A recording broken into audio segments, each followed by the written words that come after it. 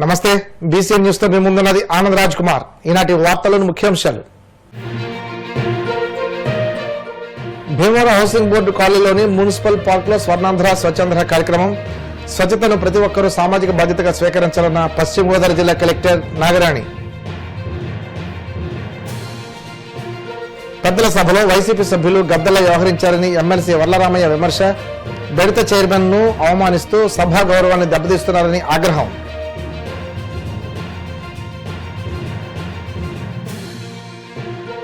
DSC ఏపీఎస్సీపై Jaganmohan Reddy సవాల్ను స్వీకరించే దమ్ముందా? కూటమి ప్రభుత్వానికి వైసీపీ రాష్ట్ర ప్రధాన కార్యదర్శి జూపిడి ప్రభాకర్ సవాల్.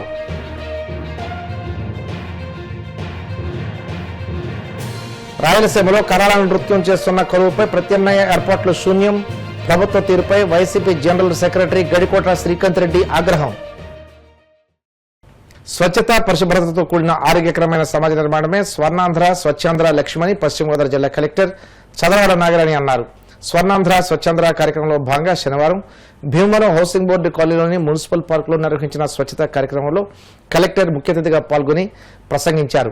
స్వచ్ఛమైన నగరాలు, పరిశుభ్రమైన పల్లెలు ఏర్పడినప్పుడే రాష్ట్రం సమగ్ర అభివృద్ధి సాధించి స్వర్ణ ఆంధ్రప్రదేశ్ రూపుదిద్దుకుంటుందని అన్నారు.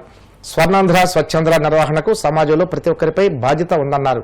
ప్లాస్టిక్ నియంత్రణ, పరిసరాల పరిశుభ్రతపై ప్రజల్లో విస్తృత అవగాహన కల్పించే విధంగా అధికారులు ప్రత్యేక కార్యక్రమాలు చేపట్టాలని సూచించారు. ప్రతిరోజు కొంత సమయం కేటాయిస్తానని నా వంతు కృషిగా స్వచ్ఛతా కార్యక్రమాల కొరకు శ్రమదానం చేసి పరిశుభ్ర ఆంధ్రప్రదేశ్ సాధించే సంకల్పానికి కట్టుబడి ఉంటానని ఈరోజు పరిశుభ్రత గురించి నేను వేసిన ఈ ముందడుగు ఆంధ్ర రాష్ట్రాన్ని పరిశుభ్రంగా ఉంచుటలో సహాయం చేస్తుందని నమ్ముతూ ఈ రోజు నుండి నా తోటి వారికి కూడా స్వచ్ఛతపై అవగాహన కల్పించే దిశగా ప్రయత్నిస్తానని, భవిష్యత్ తరాలకు ఆరోగ్యవంతమైన, సుభిక్షమైన, ఆనందకరమైన ఆంధ్ర రాష్ట్రాన్ని నిర్మించడానికి నాతో మొదలైన ఈ నిర్ణయం ద్వారా నా రాష్ట్రాన్ని స్వర్ణాంధ్ర స్వచ్ఛాంధ్రగా తీర్చిదిద్దేటట్లు నా వంతు కృషి చేస్తానని ప్రమాణం చేస్తున్నాను.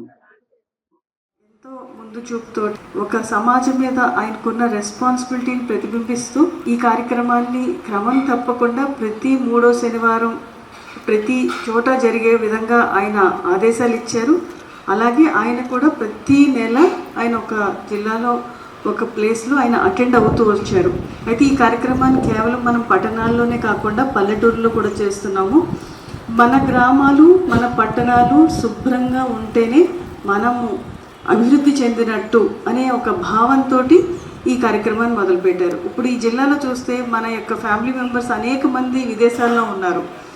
అందరూ కూడా చాలా ప్రోగ్రెసివ్గా సమాజం పట్ల ఒకలాంటి రెస్పాన్సిబిలిటీ తోటి ఉండేవాళ్ళు, మంచి ఇన్కమ్ ఉన్న జిల్లా ఇది. మిమ్మల్ని చూసి మిగతా అందరూ కూడా ఎంతో స్ఫూర్తి చెందాలని చెప్పేసి కోరుకుంటాను. అయితే ఒక విషయం, మనం ఇంకా కొన్ని అంశాలు, చాలా అంశాల్లో వెనుకబడి ఉన్నాం. మనం అవన్నీ అభివృద్ధి చేయడానికి మనకి కూడా మున్సిపల్ సైడ్ నుంచి ఒక స్విమ్మింగ్ పూల్ క్రియేట్ చేయాలని చెప్పేసి అనేక మార్లు మున్సిపల్ కమిషనర్, స్పెషల్ ఆఫీసర్స్ తోటి మాట్లాడడం జరిగింది. వచ్చి చేయడం చేస్తున్నారు. బట్ ఇక్కడ ఉన్న ఎంటర్‌ప్రెన్యూరియల్ మైండ్ సెట్ ఎందుకు సర్వీసెస్ వైపుకి వెళ్ళట్లేదు.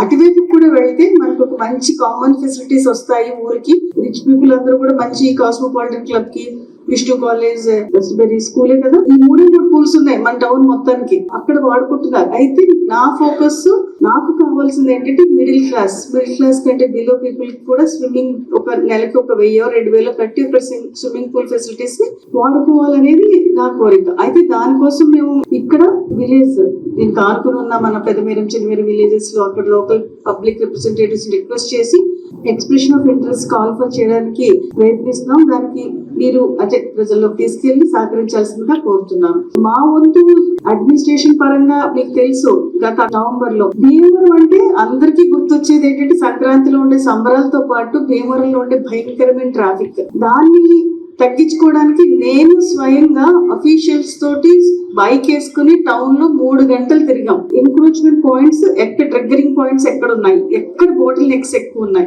వాటిని ఏ విధంగా క్లియర్ చేయాలనేది కేవలం పోలీసులకు వదిలిపెట్టలేదు. ఎస్పీ గారిని వెళ్ళి చూడండి అని చెప్పలేదు, ట్రాఫిక్ వాళ్ళని మీరే చూడండి అని చెప్పలేదు, మున్సిపల్ కమిషనర్ ని వారి సిబ్బందిని బాధ్యతలు చేశాం. ఆర్డీఓ గారు వారు స్వయంగా వచ్చారు. అంతా కలిపి మేము 3 గంటల పాటు నేను నా బైక్ స్వయంగా నడిపి వీధి వీధి తిరిగి మెయిన్ రోడ్స్ ఎక్కడ బాటిల్ నెక్స్ ఉన్నాయో గుర్తించాము. అవన్నీ కూడా క్లియర్ చేయమని చెప్పాము. అంతటితో వదిలేదు. మామూలుగా ఏంటంటే మనకి ఏదైనా ఒక డ్రైవ్, ఒక యాక్టివిటీ ఉందంటే చేస్తాం, కొన్నాళ్ళు చేస్తాం, వదిలేస్తాం, కానీ వదిలిపెట్టలేదు. మీరు చూస్తే ప్రతి వీధికి ఒక స్పెషల్ ఆఫీసర్ ఉన్నారు. దేనికి? కేవలం ట్రాఫిక్ క్లియర్ చేయడానికి. కలెక్టరేట్ కి పిపి రోడ్డు మీద అయితే రమాబాయి గారు సర్వేయర్, టౌన్ సర్వేయర్ ఉన్నారు. ఇటు జువలపాలెం రోడ్డు చూస్తే అక్కడ ఇంజనీర్, మున్సిపల్ ఇంజనీర్ రెస్పాన్సిబుల్ ఉన్నారు. ఉండి రోడ్డుకు చూస్తే డిపిఓ గారు ఉన్నారు రెస్పాన్సిబుల్ గా. అసిస్టెంట్ కమిషనర్ ఒక ప్లేస్ కి, ఏసీపీ ఒక మెయిన్ రోడ్ కి, టిపిఓ ఒక మెయిన్ రోడ్ కి, ఇలాగా రెస్పాన్సిబిలిటీ అందరికీ పెట్టుకున్నాము. ఇప్పుడు మీరు చూస్తే అంటే నేను 100% ట్రాఫిక్ క్లియర్ చేసేసామని చెప్పట్లేదు. చాలా ప్రయత్నిస్తున్నాం, చాలా కష్టపడుతున్నాం. మీ సైడ్ నుంచి కూడా కొంచెం బాధ్యతాయుతంగా మెలిగితే రోడ్ల మీద, మీరంటే మీరని కాదు, 4 వీలర్స్ డ్రైవ్ చేసేవాళ్ళు, 2 వీలర్స్ డ్రైవ్ చేసే, ఒక్కొక్కసారి అనిపిస్తుంది ఈ రోడ్డు మార్జిన్ ఉంటుంది. మేము ఎంత తిరిగి అసలు ఒక కలెక్టర్ ఒక ట్రాఫిక్ గురించి ఇంత పట్టించుకుని, మరి నాకైతే తెలియదండి ఏ జిల్లాలో ఇంతలా జరిగింది.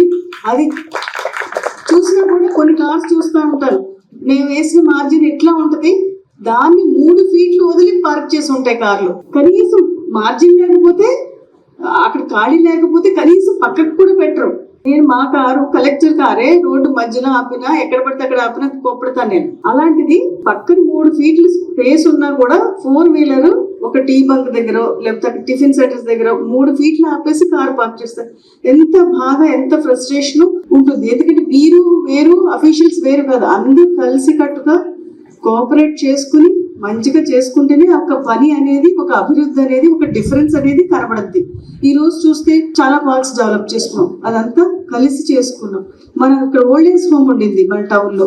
భీమవరం పట్టణం అంటే ఒక పెళ్లి చేస్తే, లేకపోతే సంక్రాంతికి భోజనం పెడితే, లేకపోతే ఒక పుట్టినరోజు పండుగ చేస్తే 20 రకాల నాన్ వెజ్లు పెట్టి చేసుకునే పేరు ఉన్న ఊరు. మరి అదే ఊళ్ళో ఒక ఓల్డ్ ఏజ్ హోమ్ ఉండింది. అది గవర్నమెంట్ రన్, అంటే పార్ట్లీ గవర్నమెంట్ ఫండ్స్ కూడా రావట్లేదు, అట్లా గవర్నమెంట్ ప్రిమిసెస్ లో. అక్కడ చూస్తే చాలా బాధ అనిపించింది. అయితే ఆహారం తీసుకొచ్చి ఇస్తున్నారు, ఎవరైనా ఇళ్లలో ఏదైనా ఫంక్షన్స్ అయినప్పుడు దాతలు ఆహారం తీసుకొస్తున్నారు, సామాన్లు తీసుకొచ్చి ఇస్తున్నారు, ఏదో కొన్ని వస్తువులు అవసరమైతే ఇస్తున్నారు. అక్కడ చూస్తే మాత్రం ఎవరన్నా ఓల్డ్ ఏజ్ పీపుల్ ఉండి, ఆర్ఫాన్ ఉండి, పిల్లలు చూడకుండా వదిలేసిన వాళ్ళు ఉంటే అక్కడ అడుగు పెట్టి వెళ్ళి ఉందాము అనేది కూడా లేదు. అలాంటి దాన్ని మనము అంత కంప్లీట్ గా డెవలప్ చేసుకుని ఈ రోజు ఓల్డ్ ఏజ్ పీపుల్ అక్కడికి వచ్చి ఉండడానికి, వాళ్ళ ఆత్మగౌరవం దెబ్బతినకుండా అక్కడ వచ్చి ఉండడానికి మంచాలు, టీవీ, కుర్చీలు అన్ని కూడా నీట్ గా మనం చేసుకున్నాం. ఈ లోసరీ రోడ్డు అడివ్ గారు చెప్పారు, ఎంక్రోచ్మెంట్స్ తీసేయడం మన లక్ష్యం కాదు. మన లక్ష్యం, మన భీమవరం టౌన్ కున్న బిగ్గెస్ట్ ప్రాబ్లం నేరో రోడ్స్, ఇరుకైన రోడ్లు. ల్యాండ్ ఎక్విజిషన్ చేయాలంటే 1000 కోట్లు 100 కోట్లు అవుతాయి. అవన్నీ పెట్టుకుంటే పని కాదు. అక్కడ ఉన్న అవైలబుల్ రోడ్ ని మనం వాళ్ళందరికీ మంచిగా చెప్పి, చక్కగా చెప్పి, స్మూత్ గా చెప్పి, మన ఆర్డీఓ గారు, మన మున్సిపల్ కమిషనర్ గారు, వారి సిబ్బంది నీట్ గా వాళ్ళని అక్కడి నుంచి ఎవిక్ట్ చేయించి అక్కడంతా కూడా మనం రోడ్డు వెడల్పు చేసుకోవడానికి అంత కృషి చేస్తాం. అంటే ఇప్పుడు ఈ రోజు ఉంటాం, మేమంతా కూడా వెళ్ళిపోతాం. మాకేంటంటే మేము చేసిన ఆ కొంతకాలంలో కొంత డిఫరెన్స్ విలేజ్ లో టౌన్ లో తీసుకురావాలనేది మా యొక్క తపన. అంతేగాని అంతే రకమైన సహాయ సహకారాలు మీ దగ్గర నుంచి వచ్చినప్పుడు మరింత అభివృద్ధి చేసుకోవడానికి వీలవుతుంది. తేలుతా ఉన్న గుర్రపు టెక్క నుంచి కూడా కాలువల్లో తేలుతా ఉన్న పనికిరాని గుర్రపు టెక్క, రైతుల్ని ఇబ్బంది పెట్టే గుర్రపు టెక్కను కూడా మన జిల్లాలో బయటికి తీసి రైతులకు ఉపయోగపడే కంపోస్ట్ ఎరువు తయారు చేస్తున్నాం. మీకు తెలుసా అండి? పనికిరాని గుర్రపు టెక్క నుంచి ఎరువు తయారు చేస్తుంటే అక్కడ ఉన్న మహిళలకి డబ్బులు వస్తున్నాయి. పనికిరాని వస్తువు నుంచి వాళ్ళు కొంచెం కష్టపడడం వల్ల డబ్బులు వాళ్ళకి సేవ్ చేసుకోగలుగుతున్నారు. దానికి మనకి బయట హైదరాబాద్ లో NGOs కొంటామన్నారు. మేము గల్ఫ్ కంట్రీస్ లోంచి కూడా ఆర్డర్స్ తీసుకురావడం చూస్తున్నాము. ఇట్లాంటి 17 ప్లేసెస్ లో చేస్తున్నారు. ఇలాంటి ప్రయత్నాలు ఎన్నో మా వైపు నుంచి మీ యొక్క సహకారంతో నడుస్తూ ఉన్నాయి. అంత ఫాలోఅప్ చేసుకోవడం వల్లే ఈ యొక్క డెవలప్మెంట్, ఏదైనా ఒక పని, ఒక మార్పు, ఒక మంచి పని, ఒక అభివృద్ధి చెందాలి అంటే దాని వెనకాల విపరీతమైన కృషి, ఫాలోఅప్, కమిట్మెంట్ ఉంటేనే నడుస్తుంది. మేడం గారి ఆశీస్సులతోనే మన ఈ కాలనీని మన పార్క్ని ఇంత బాగా డెవలప్ చేసుకుంటున్నాం. మన కాలనీలో ఇంత చక్కటి పార్క్కి మేడం గారు ఎంతో దృష్టి పెట్టి, అలాగే జాయింట్ కలెక్టర్ గారు కూడా, వెళ్ళిపోయినటువంటి జాయింట్ కలెక్టర్ గారు కూడా ఎంతో దృష్టి పెట్టి మనకి ఇటువంటి పార్క్ని అందించినందుకు వారికి మనం ఎల్లవేళలా వారు ఎక్కడున్నా కూడా మనం గుర్తుపెట్టుకుని వారిని స్మరించుకునే విధంగా మనం ఈ పార్కును తయారు చేసుకున్నాం. మీదనే ఎక్కువగా థీమ్స్ ఉంటున్నాయి.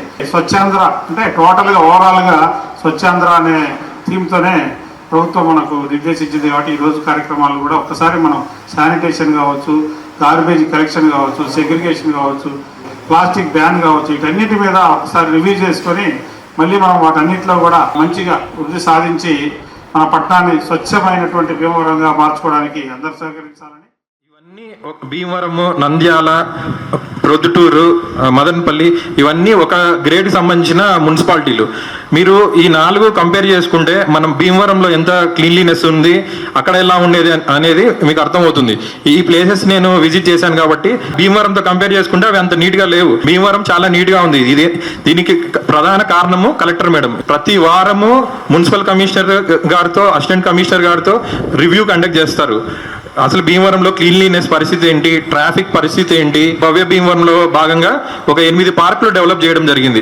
అందులో ఆదిత్య కళావేదిక ఒకటి. దీనికి ఆదిత్య కళావేదిక ఇలా డెవలప్ అవడానికి మేడం ఒక కారణం అయితే, రెండో కారణము మీ అసోసియేషన్ సభ్యులు, మన కంతేటి వెంకటరాజు గారు కానీ, రామారావు గారు కానీ, మిగతా సభ్యులు కూడా. వాళ్ళు ఏంటంటే డెవలప్మెంట్ కావాలనేసి మున్సిపల్ ఆఫీస్కి, ఆర్డీఓ ఆఫీస్కి, కలెక్టరేట్కి మా వెంట పడేసి, ఇప్పుడు ఫర్ ఎగ్జాంపుల్ మనం ఈ రోడ్డు చూసామంటే వేదమార్గ్, ఇది ఎంత బాగా నీట్గా ఇంతకుముందు ఎలా ఉండింది, ఇప్పుడు ఎలా ఉంది అనేసి లాస్ట్ 1 year వచ్చేసి వాటర్ అంతా స్టాగ్నెంట్ అయిపోయేది. ఇక్కడ స్పెషల్ ఇంట్రెస్ట్ వచ్చేసి కాలనీ వాసులదే. వాళ్ళు వెంటబడేసి మాకు డెవలప్మెంట్ కావాలనేసి చేయించుకోవడం జరిగింది. నెక్స్ట్ ట్రాఫిక్ పార్క్ కూడా ఇప్పుడు డెవలప్ చేయాలనేసి వాళ్ళు ఫోకస్ చేస్తున్నారు. ఈ పార్క్ని కాలనీ వాసులు కూడా చాలా బాగా యూటిలైజ్ చేసుకుంటున్నారు. నేను అబ్జర్వ్ చేస్తుంటాను, చాలా ఎక్కువ క్రౌడ్ ఉంటుంది ఇక్కడ. వీరమ్మ పార్క్ చూసినా కూడా వీరమ్మ పార్క్లో బోటింగ్ కానీ, అక్కడ క్లీన్లీనెస్ కానీ, అది కూడా చాలా మనం సండేస్ ఈవినింగ్ చూసామంటే చాలా క్రౌడ్ ఉంటుంది. అంటే ఏంటంటే ఈ పార్క్స్ అనేవి చాలా బాగా రిక్వైర్మెంట్ ఉంది. దాని తగ్గట్టే మన భీమవరం వాసులు కూడా యూజ్ చేసుకుంటున్నారు. శాసన మండలిలో తన తొలి రోజు అనుభవం ఓ పీడకలలా మిగిలిపోయిందని, పెద్దల సభలో వైసీపీ సభ్యులు గద్దల్లా వ్యవహరించి సభా గౌరవాన్ని మంటగలిపారని నూతన ఎమ్మెల్సీ, టీడీపీ సీనియర్ నేత వర్లరామయ్య తీవ్ర ఆవేదన వ్యక్తం చేశారు.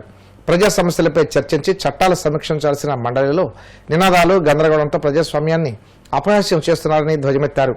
మంగళగిరిలోని టీడీపీ కేంద్ర కార్యాలయంలో నిర్వహించిన మీడియా సమావేశంలో మాట్లాడుతూ కౌన్సిల్లో వైసీపీ సభ్యుల తీరు తనను తీవ్ర నిరుత్సాహానికి గురిచేసిందన్నారు. ముందుగా తనను గవర్నర్ కోటలో ఎమ్మెల్సీగా ఎంపిక చేసిన ముఖ్యమంత్రి చంద్రబాబుకు ఆమోదం తెలిపిన గవర్నర్కు వర్లరామయ్య కృతజ్ఞతలు తెలిపారు. పెద్దల సభకు ఎంపిక చేయబడిన ఎమ్మెల్సీలు వాళ్ళంతా కూడా, అంటే మిస్టర్ జగన్మోహన్ రెడ్డి వీళ్ళందరినీ ఎంపిక చేశారు. మీరు పెద్దల సభకు వెళ్ళండి అని ఆయన ఎంపిక చేయబడిన వాళ్ళు వీళ్ళందరూ. చైర్మన్ మోషన్ రాజు గారికి ఆ పక్కన ఈ పక్కన నిలబడి పెద్దగా స్లోగన్స్ ఇస్తున్నారు. ప్లే కార్డ్స్ ఉన్నాయి వాళ్ళ చేతిలో. ప్లే కార్డ్స్ ఆ చైర్మన్ గారి ముఖానికి ఎట్లా అడ్డు పెడుతున్నారు. మీకు ఏమైనా కనపడిందండి? నా ఫేస్ ఎట్లా అడ్డు పెడితే ఏమైనా కనపడిందా? దేవా, ఇది కూడా ఫోటో నేను కనపడిందా నా ఫేస్?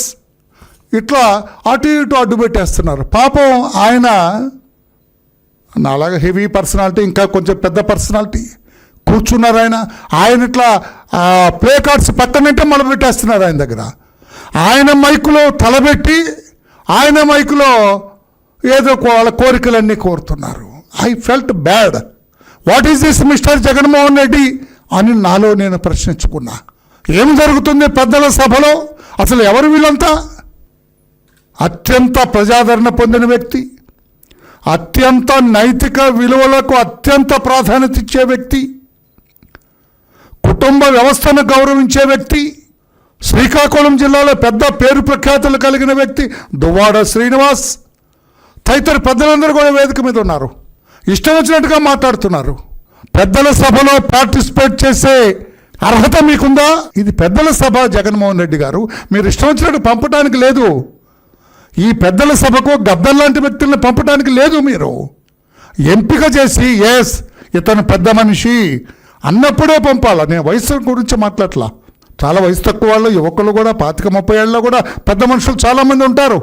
ఎప్పుడు పెద్ద మనిషి అనిపించుకుంటాడు. అతని నడక, అతని వ్యవహార శైలి, నడత, మాట తీరు, వ్యవహరించే విధానం, చైర్ని గౌరవించే విధానం, ఇవన్నీ కూడా పెద్దరికం తీసుకొస్తాయి. నేను వయసును బట్టి పెద్దరికం అని కూడా చెప్పటం లేదు. But what is this? నా మొదటి రోజు నా ప్రస్థానం as member of legislative council Andhra Pradesh, I felt bad. ఏమిట్రా ఇది? ఈ సభక గౌరవ సీఎం గారు నన్ను పంపించింది ఈ జనంలో. ఇప్పుడు కాసేపు ప్రకటనలు.